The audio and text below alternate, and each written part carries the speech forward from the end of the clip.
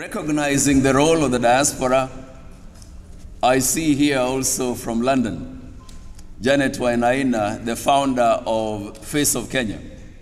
While I was High Commissioner in London, she was quite pivotal in bringing Kenyans together and working on the cultural dimension and the youth. Janet, karibu sana Marekani. Thank you very much.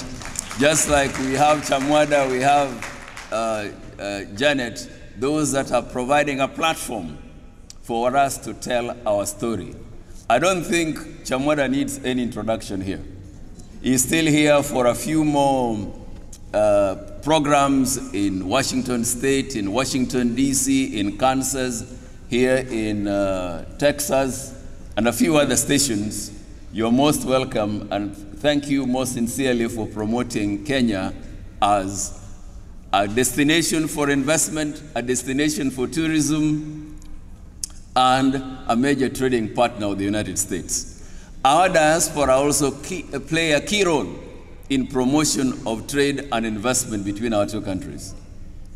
And in this regard, we would be glad if you can continue your efforts in helping to increase the volume of trade between Kenya and the United States, to diversify the export basket so that we don't restrict it, not restrict it, but we don't limit it to the few commodities that are in a basket. What are the major exports from Kenya to the United States?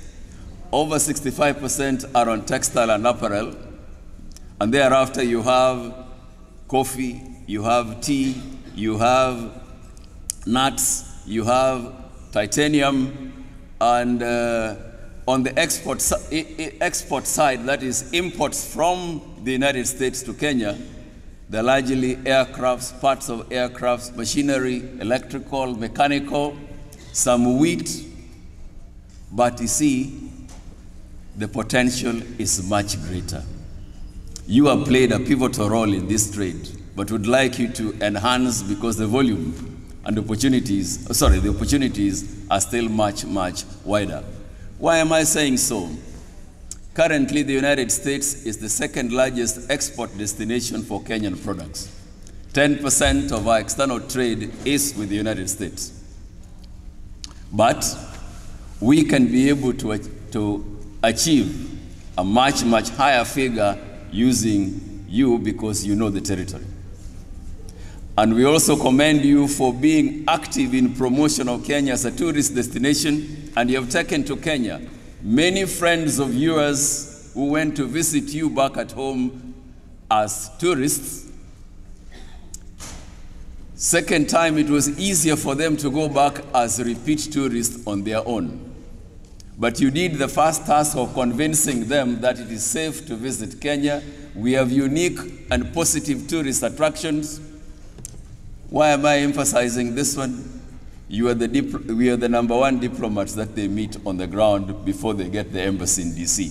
So please continue to promote this commodity, this product called Kenya. And Madam Lily, allow me just to take a minute to do what? To praise this country called Kenya. We may have some challenges, yes, but this is one of the best countries in the world. Even in Africa, even when you talk about challenges, when it comes to economic development, Kenya has actually been having a GDP growth rate of approximately 5 to 6% the last 15 years. And if you're to talk about six or seven largest economies in Africa, Kenya is one of them. The largest economy, of course, still remains Nigeria, followed by South Africa and Egypt. Then you have Algeria, then Morocco. After that comes Kenya or Ethiopia, depending on whose classification you're doing. You have a great country. That country is there because you love it, and you're able to promote it. And you can promote it in this great country. Please, when there are issues, be the diplomat to be able to look at the other side of the story usiingie kusema hiyo engine iko na shida nyingi sana. They would expect to hear from you something positive about your own country. If there are challenges, we manage challenges like other countries do. But God has given us a great country that we are proud of, and we must give you credit because you positively contributed towards its economic development and even the infrastructure that we're having at the moment. I took the microphone when it was slightly past 10:30, and you see 10:30 in Houston is 11:30 in Washington, D.C.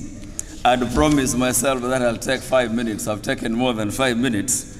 And so let me, in conclusion, indicate that for economic prosperity, we have a number of investment opportunities available in Kenya. Looking at the priorities that have been set by the administration of His Excellency President Ruto, that looks at agriculture, housing and settlement, micro, small and medium-sized enterprises, health, digital superhighway and creative economy as priority areas.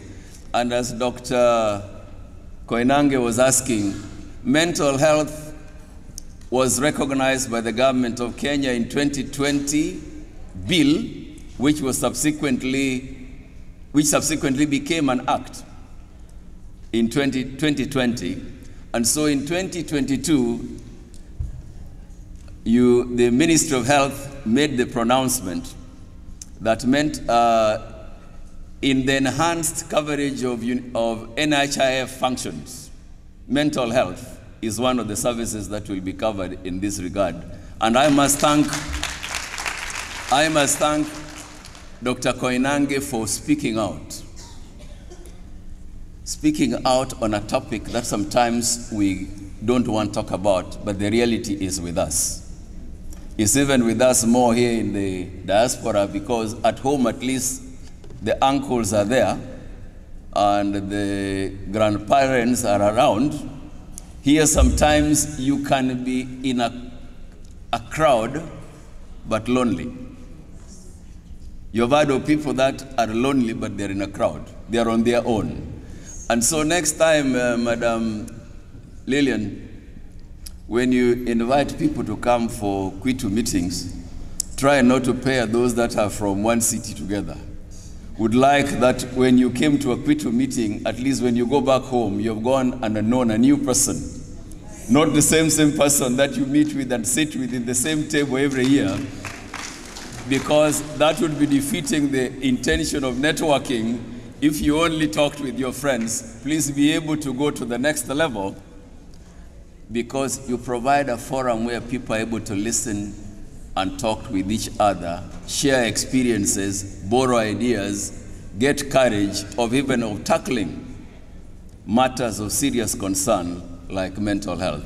Is an issue here in the diaspora, just like it is also at home, and solution is not in keeping quiet.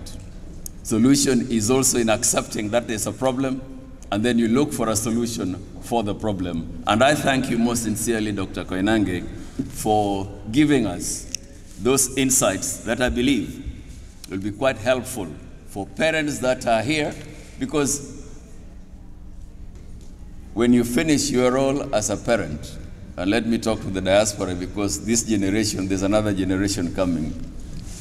The work doesn't end with your children, because your children will get married and they'll have children, so you'll still be taking care of your grandchildren and great-grandchildren. And so thank you very much for having brought this to the fore, so that our fellow Kenyans can appreciate that mental health is a condition that requires attention, just like Dr. Koinange said, you need one for diabetes and other diseases. Last but not least, because it is much late in the night and you'd like to dance, policies and laws have been made by the government. And you also have made pronouncements in your own regulations, your own vision, your own objectives. But at the end of the day, some of the issues you're tackling requires attitudinal change. A change to move from what is not appropriate to what is most appropriate. And on behalf of the Embassy of the Republic of Kenya and my colleagues and Madam present here with me, I wish to sincerely thank the KWITU and KWITU leadership for providing a forum and for having a vision that empowers our women, our girls, and gives the younger ones hope that they can do better than their predecessors. The only thing is, please, don't leave your husbands behind. Help them also to acquire wealth. As Lillian said, otherwise if they don't have money, they'll get scared of you. Kwa haya machache na Mungu awabariki.